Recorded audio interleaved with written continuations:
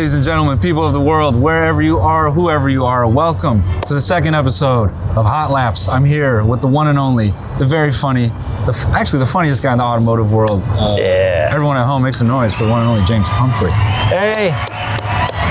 I spoke with James about building this concept 3 years ago. Some of you may remember when I built the first version during COVID.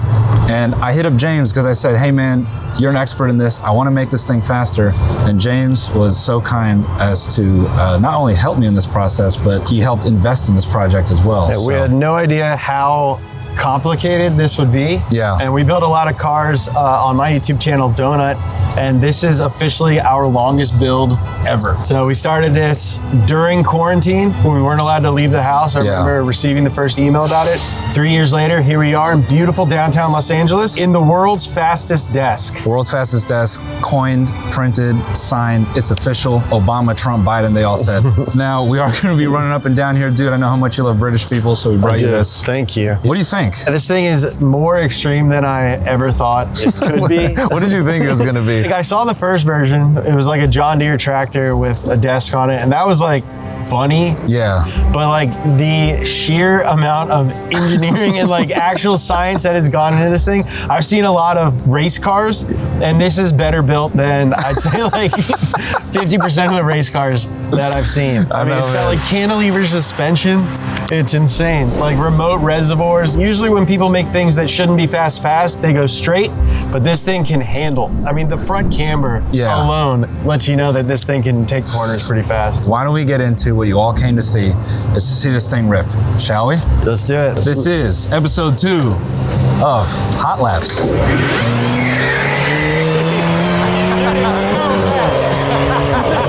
Oh, there's so much glass all over the road. I know, this makes me feel really safe. Yeah. Let me just chill for these first couple questions. I kind of want to start and just get straight into it, dude. Do many of your fans know that you lived in a tent? Oh yeah, no, I don't think they do. So before I worked at Donut, I was an actor and a comedian with varying degrees of success. I was on like some pilots and some sitcoms and in some movies and stuff, but from time to time, things were pretty light. One summer, I lived in a tent in my friend Colton's living room. Colton wrote for Key and Peele and eventually was on this show, Superstore.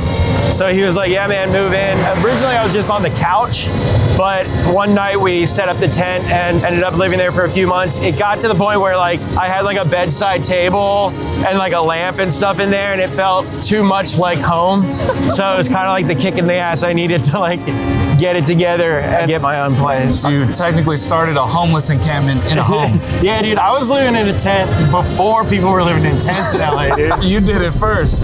Dude, going under this bridge is scary.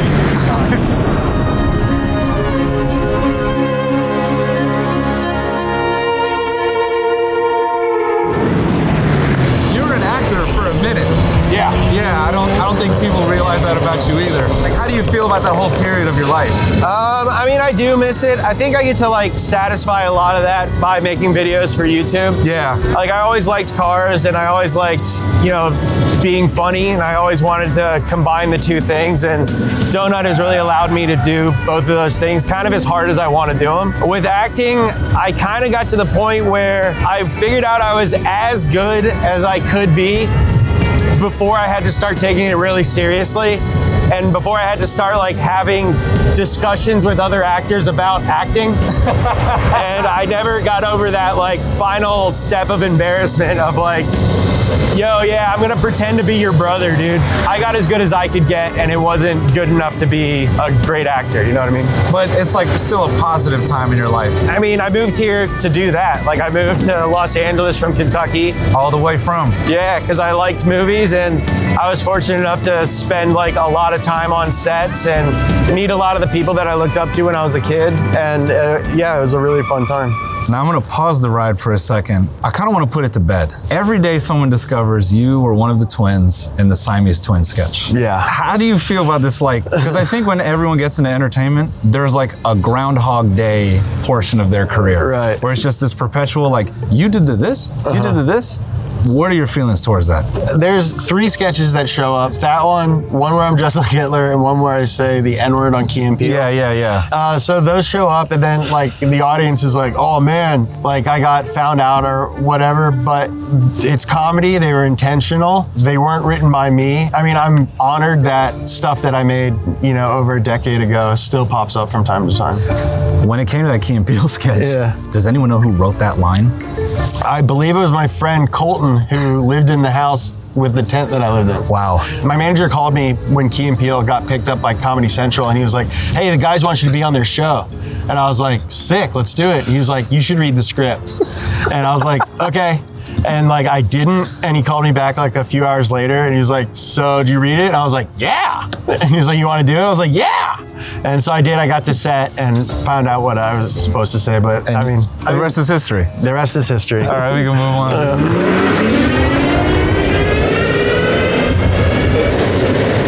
Speaking of all your work in traditional media, let's get that smaller gift. Let me have you unwrap this, and you tell us if you want to talk about this at all. Oh, shit. It's a movie I was in where everyone got famous except for me. I was the lead in it, and literally everybody in this movie had like a huge career after this. Yeah, but that dude's in Maze Runner. She was on SNL. That's Ed Helms. Those 2 guys. Yeah. Rob Riggle, Joe Latriglia. What was it like making this movie? Dude, it was awesome. So this is a movie called High Road. It was 100% improvised. Like we would know what we had to do like in the scene and like where we needed to get by the end of the scene. But all the lines were improvised. I played a drug dealer. It was the first role that Dylan O'Brien ever played. Wow. In anything. And right after this, he booked Teen Wolf. This was like one of the best experiences of my life. It was so fun. And yeah, Lizzie Kaplan was in it. Super fun. Yeah, dude, literally every other person in this movie, with a line or without, became famous. Yeah, but do you think that's because you got to the level of actor cringe that you couldn't get Yeah, past? I was like, maybe if you pushed that, you would be right there with them? I think so. I think this may have been when I realized I don't want to be an actor. But this was like super fun, and like I said, like I got to make some movies. I went to Sundance with this, South by. You want to talk about that? No, it's fun. Okay. Yeah. Do you think you'd ever want to make another movie again, or you're 100%, dude. Okay. I would love to. Studios? Yeah. You hear him? Hit me up. We got one more gift for you. It's a bit of a pivot. Let's get that big one. You can keep this if you want. Oh yeah. I actually don't have one. Oh well, maybe that's cool. Oh dude. Is this clothes? It's a little bit of merch. A little bit of merch. Dude, this is from my high school. Yeah.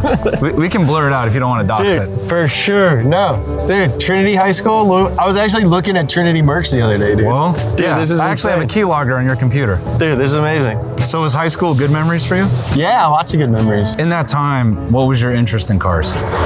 Very interested in cars. Okay. I had a Nissan 240SX was my first car. Okay, I'm gonna stop you there, because driving a tuner in Kentucky, Yup. did you get shit? Or were people... I did.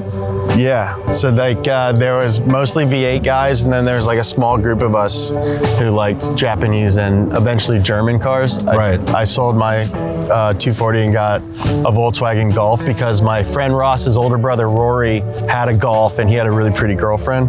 So I got a Volkswagen and I got a girlfriend. Golf owners, you don't get a pretty girlfriend, you get a Golf. Let's make that very clear. Early 2000s, different different Don't time. get your hopes up. Yeah. Now 240s are cooler than Golf. My dad would give me shit about the cars I liked. Was he disappointed in you? Constantly. What about now? He's dead. But he would be proud. Is he actually? Yeah. Pagani Gaming. Yeah, Pagani Gaming, my dad's dead. There's your answer. Yeah, dude. Is that public? No. I mean, probably. I don't know if I've ever said it in a video. Well, rest in peace to the man. Yeah. When Dave did that Pumphrey. happen? 2007. Oh, okay. Yeah. So it happened a minute ago. Yeah. So Way before Donut. So Pagani Gaming was just... I used to make a bunch of dad jokes, like my dad left when I was a kid, which he did, but... What an asshole. Yeah, but then I ended up living with him later when I was in high school. Was he like in a Trinity? urn or? No. Oh, okay. But yeah, I used to make a bunch of dad dad jokes, and then on all of our videos, this dude Pagani Gaming is like day 955 of an Up to Speed on James's dad. And Up to Speed was like this history series I used to do on Donut. Do you think your dad would be proud of you now? Oh, 100%. I actually got sad about it the other day thinking about it. I was like, man, like he would have been really stoked about what I got going on. He's watching. Yeah, for sure. I know he is. Yeah. No, he like faked his whole thing. He's alive. Yeah, come out here, Mr. Pumphrey. Dude, we were joking at the beginning of this, so I was like, oh man, you might make me cry. Yeah, we might cry a little bit. Yeah. I recently learned how to cry more. That's good. Yeah, that's good. I'm crying less now. I got to a point a couple years ago I was crying too much. Dude, you need to harness that crying for your actor cringe. I know, dude. I got to relaunch this career.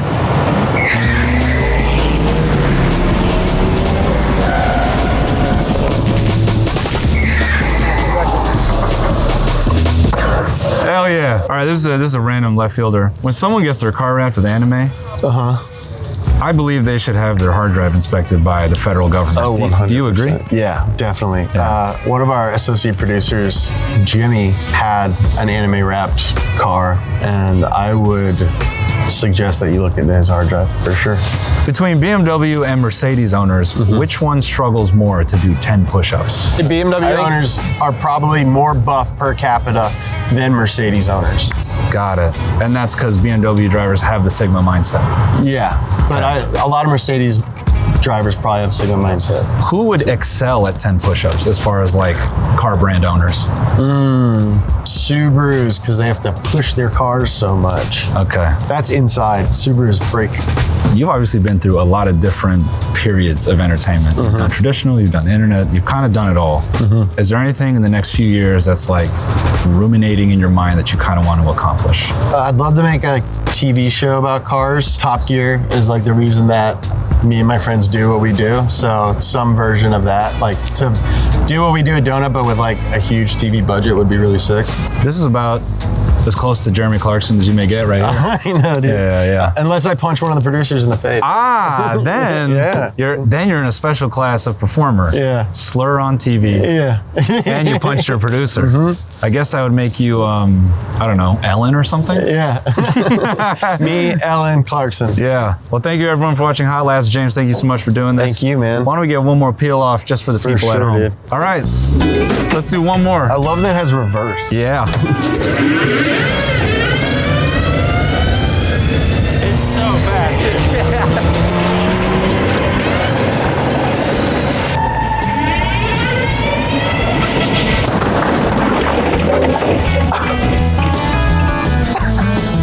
Ooh, that fucked me up. Ooh, shit. Woo. You good? That definitely hurt. You good? Am I bleeding? No, you're good. You're good. You good? That's a cut. Keep the traffic clear. No cars. No cars. No cars. No cars. No, you're good. I'm chilling? Yeah. I don't see you. I feel like I got punched in the face. Damn, yeah, the terrarium. We should have taken that off for sure. Are you good? Yeah, you're fine. There's nothing on your nose. I can breathe? Yeah.